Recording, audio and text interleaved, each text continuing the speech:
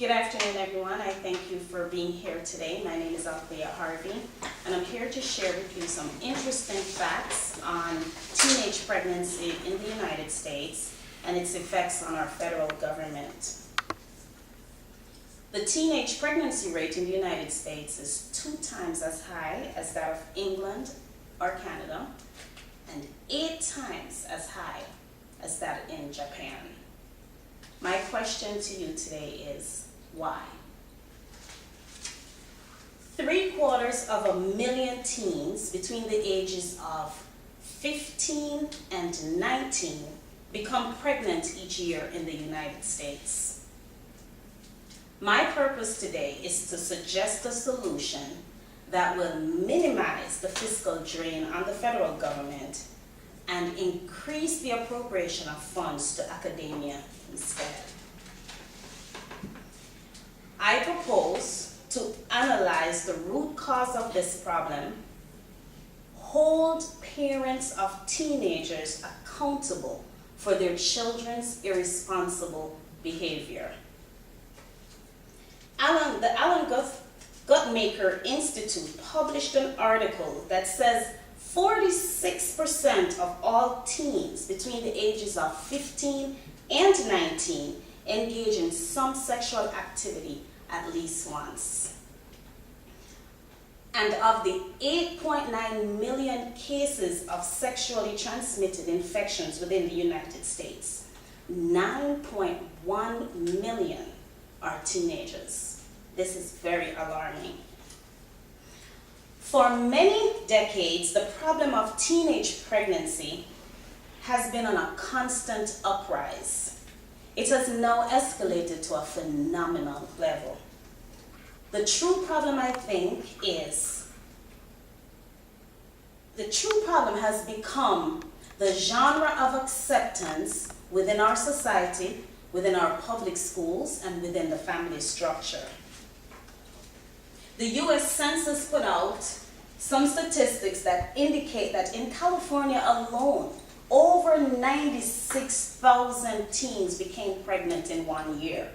There were 70,000 in Texas, 68,000 in New York, 62,000 in Florida, and 56,000 in Illinois. As the mother of a teenager, I am passionate about the fact that teens should not be denied education, even if they're pregnant. But it should not be condoned to the point where daycare centers are being set up in our public schools.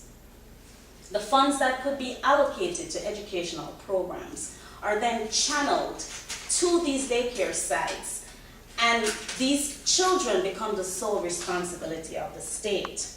Consider the sacrifice of the students who choose not to be a statistic of teenage pregnancies. Society has become a poor teacher of good habits. The school system is our main hope.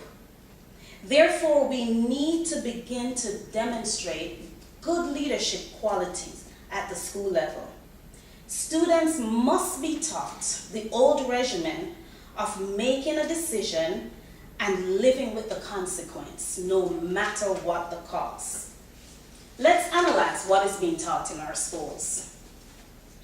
Parents won't provide breakfast, school will. Doctors won't provide condoms, but school will. Law enforcement won't tolerate violence on the street, but the schools will. Teenagers won't accept responsibility for the lives they conceive, but school will. This has gone on for too long. We need to allow the very intelligent teenagers of our times to be responsible for their actions. Where are the parents of these teens? If a minor child is in a car accident, there is a massive impact on the parents' car insurance. Why are these parents not being held accountable for teenagers when they become pregnant, conceive, and bear a child? Another statistic, as put out by the National Campaign for the Prevention of Teen Pregnancy, says that teenagers who are close to their parents and who feel supported are more likely to wait until they're older to begin having sex. They will have fewer sexual partners, they will use contraception more frequently, and simply minimize teenage pregnancy. I therefore submit the proposal that parents should begin to build relationships with their teenagers, relationships based on trust. Talk to your children often about sex and be specific. Spend quality time with your teenagers. Know your children's friends. Know what your children are watching, what they're reading, and what they're listening to. Supervise and monitor your teens. Discourage dating at an early age. Help your teens to explore options for their future that are far more attractive than pregnancy and parenthood. These proposals I submit will not totally eliminate teenage pregnancy, but it will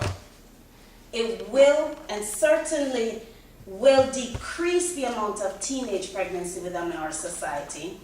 It will increase the number of our teens going on to the college level, and it will certainly lend for a better society. Thank you for being here today. Thank you.